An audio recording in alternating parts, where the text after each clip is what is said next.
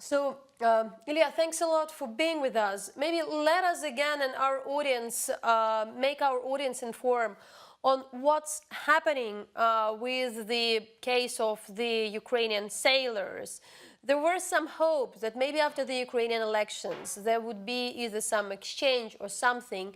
And also what happening with the trial, which is from the very beginning is illegal, but still what you're trying to do. Well, there are rumors, a lot of rumors that after Ukrainian presidential election, after the new president-elect Volodymyr Zelenskyy will take his office, something can change in this case. Right now, we have precisely the same situation which we have from the very beginning. All 24 Ukrainian seamen are in Lefortovo detention center, arrested. Their term of arrest was prolonged 2 times by now. And the rumors are that by the end of summer, probably the preliminary investigation in this case has to come to the end. And the trial itself can start probably in October or November this year. It's unclear if all these people will be put on trial, all the defendants will put on trial actually, because right now, all of them, they are indicted with illegally crossing the Russian state border as an organized group, but it's impossible to explain, nobody can explain it, even Russian authorities, why they indict the sailors on the same grounds as officers. It's quite obvious that a sailor cannot make a decision where the ship is going. There's no way for a sailor to prevent his warship to cross illegally or other way any border in the sea.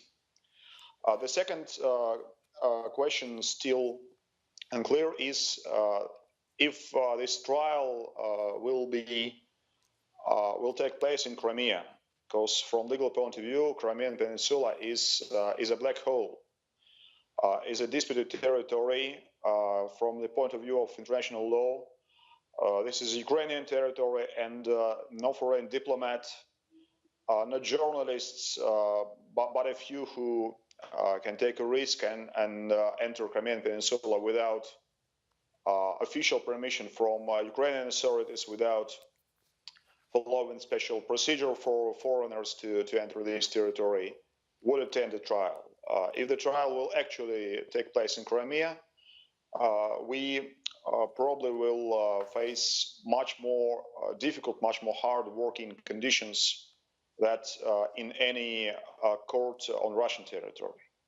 And Ilya, there were news earlier about the poor health conditions and not a proper access of the medicine for some of the sailors, as well on the pressure of the Russian security service people towards some of the sailors. What we know at this stage, is it still there, and what can be done against that? Well, it's standard situation for any criminal proceeding when a ill or injured person is involved. When Ukrainian authorities insist that these 3 wounded seamen should be freed from jail, should have access to normal, high standard civilian medical assistant, the only answer they obtain from Russian authorities is that, we have excellent medical assistance in our jail system. Please be satisfied with it. There is absolutely no progress in this field. 2 days ago, on 10th of May, we had hearings in International Tribunal for Law of the Sea in Hamburg, Germany, where Ukraine filed a legal suit against the Russian Federation, insisting that the arrest and detention of Ukrainian seamen is contrary to international law of the sea. And it's quite interesting that this time Russian Federation answers in its in written answer toward the court that the International Court of Law of the Sea has no jurisdiction over this case because the arrest of Ukrainian seamen was a result of military activities. It's quite a good point, but we see that within the last 6 months, starting from the very first day, from 25th of November last year, Russian authorities insist that it was merely a civil action. It was a police action. It was a law enforcement action, this arrest.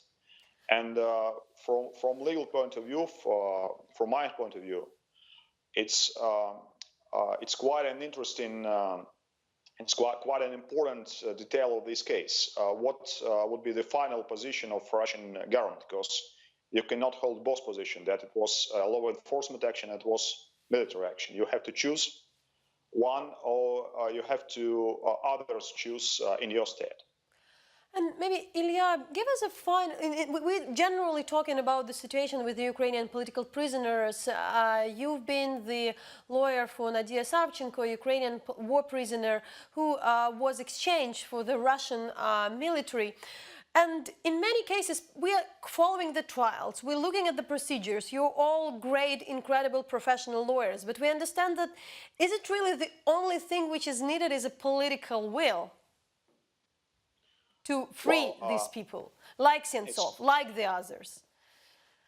Yes, it's quite clear that no legal measures, no legal steps can be effective in these cases where when the case becomes political in Russian courts, the defense has zero chances. And in other cases, we have very little chances to get our clients acquitted, but it's how the system works. I must reiterate that while the decision to pardon and to release Nadia Savchenko was of political nature and was motivated by political motives, it's still important to do all your homework. I'm speaking about lawyers who are handling every separate case. It's very important to do your job, to provide politicians who will make their efforts to persuade the Russian authorities to release a client with information, with something to start with. So me and my colleagues were quite sure that while the final decision we're looking for will be made on political grounds, but it's still important to have a good legal case in every case. Thank you, Ilya, for your work, first of all, and as well for letting us know more about the cases.